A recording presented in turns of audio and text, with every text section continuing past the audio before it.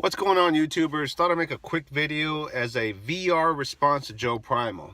And he asked, why does the hunt have to end? And I thought it'd be easier for me to respond in a video versus trying to type it out in a response. So I got a few minutes while I'm making my rounds and doing some other stuff. So real quick video, because I'm moving around here. The hunt does not have to end, Joe.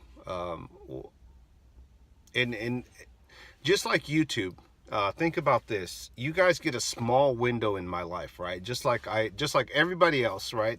There's no way when you click on someone's channel to know everything there is about them. And some people are going to like you, some people are not going to like you, right? And I've said this before. It's hard to squeeze in a short amount of time in one video without spending 20-30 minutes, right, of your time to explain a story to you. So I try to keep these real short. The max I do is 10 minutes. I try to keep them at 3 to 5 minutes. So I have to talk fast here. But keep this in mind. There's nobody else in my family that does what I do for my grandfather. And that's not trying to toot my own horn. It's the hard truth. It's the hard facts. Nobody does what I do for him. If it wasn't for me, he would not go out to West Texas. And the old farm that he grew up on is about 6 hours away. That's a long drive. 6 hours. That's 6 hours plus with stops, restroom breaks, eat, gas up, etc. When you come to Texas and you start to travel from one end to the next, you'll realize that Texas is a big state, wide and lengthwise. You can start on one end and try to go to the other, and you will not do it in 8 hours. You're looking at a good, easy 11-12 hours plus with stops and restroom breaks. Maybe even longer. It just depends on traffic and where you're going through. So 6 hours is a long drive. Again, I'm not complaining, but if I didn't go, take him, make stops, gas up, take care of our meals as far as ordering.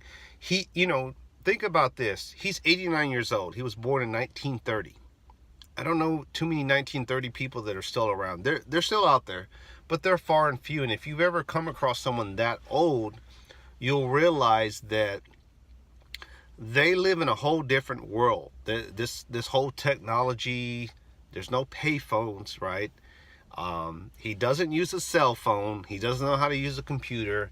He hardly knows how to read or write these days. So, he lives in a world that he is not familiar with. I mean, he is, but he's not. I take care of all his bills. I manage his finances. I take him to the bank. I take him to the grocery store. I do a lot of things for him. Things that nobody else does. Things that nobody else will make time for. So when you ask that question, and I'm not upset, I'm trying to answer you. When you ask that question is, why does the hunt have to end? The hunt doesn't have to end. The problem is he can't do it on his own. He can't drive himself 6 hours there, nor would I trust him to drive 6 hours from here to somewhere on his own. If he had an emergency or something happened to this 85 Chevrolet pickup truck that he has, which is still running, but to make a long distance trip like that, it just worries me. He doesn't carry a cell phone. He wouldn't know how to get off and ask to use the phone. He just doesn't live in this kind of world these days. And it's sad, but at the same time, I can appreciate that generation like trapped in a bottle, because the way he speaks is just so honest. So if my family wants to step up and say, hey, I'll take Grandpa. I'll drive 6 hours to the location, stay on an old farm ranch with no running water, no showers, and they want to caddy him and take him to his stand and take all his gear and carry his rifle and get him set up and make sure he takes his medicines and, checks up on him, picks him up, pretty much does a lot of things for him. They're more than welcome to fill in my shoes, but I can tell you this, they won't. And I've been doing this for several years. It's just, for me, I just want to break this year. I'm not saying I don't want to stop the hunt for him. I certainly don't want to stop him from making the hunt, nor am I telling him it needs to stop. I want him to do it on his own. I want him to say, look, I told you that this was my last year, and this is my last year, and I'm a man of my word. I'm going to keep it. But for him, it's, and I get it. A lot of you guys in the comments saying, well, you know, maybe this is what keeps him going, and I don't doubt it. I agree 100%. I'm sure him living for that one weekend out of the year to go hunt, he lives for that all year, and to take that away, which I don't, that's all pretty much he has to look forward to as far as reliving his youth. And I think this is the problem that we have, or that I see with a lot of the older guys, and I'm not calling anybody's name out, I'm just saying, because this could certainly, I'm going to get there myself, is that we try to relive our youth, or we try to, without saying this the wrong way, we try to recapture that time in our life when we were like living, right? And I get it, because so many of you make valid points that, well, you know, you got to keep living, you got to keep rocking till the end, and I get it. But there will come a time you got to slow down, and there will come a time that you can't do that anymore, and you need to let that go. There comes a time. It is so much easier on your family members when you allow things to settle down, right? You allow things, nature, to take its course. When you allow life to proceed forward, right? It's that balance, right? It's different for everybody, because a lot of people say, well, I'm gonna kick and rock and roll until the end, man. I'm gonna drink and smoke, and okay, fine. That's, if you can do that on your own and you don't count on anybody, hey, rock out, man, do it. I'm all for that. But when you have to depend on other people to rock and roll, maybe it's time to let it go. I saw Pops snowboarding the other day, or skiing, whatever it's snowboarding. And I think, man, that's so freaking awesome, you know. Is he an old guy? He's an older guy. He's not an old guy. But here's the thing.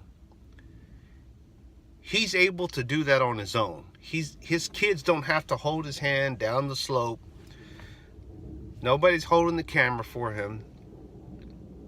Nobody drove him there, right? He doesn't have the special cane to keep him balanced. He's doing it on his own, and I applaud him for that. Pops is out there kicking ass and taking names, but he's doing it on his own. That's the difference. When you have to rely on other people to do what it is you like to do, then maybe it's just time to slow down. Maybe it's time to give it up. Maybe it's time to say, look, I had fun. I'm 89 years old. This was awesome. I hunted many years. I've shot many different rifles.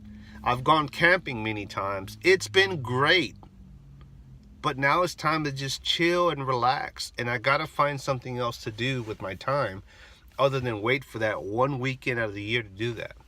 I'm not angry. I'm not mad. I'm just trying to explain in this small window the reason why I made that video, the reason why I said what I said.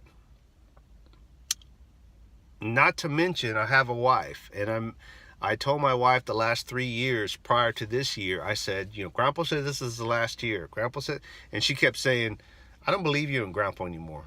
And this last year, Grandpa told me, this is it. I'm going to hang it up. I'm done. And I said, okay. I told my wife, and I said, you know, it's going to be hard for me to say I'm not going this year coming up. And my wife says, you're right. You're not going to go. Could I really go? Yes. For you man cards out there, just know that I made a promise to my wife too and said, I'm not taking him this year. I'll take him another time of the year, or I'll take him when go set up the stand. But this year I made a promise to my wife, and I keep it. I'm a man of my word. So I made many promises to my grandfather, and I've kept them. But for me, it's time to take a break. So that's my VR, Joe. I hope you understand, brother, and keep rocking. I'm out.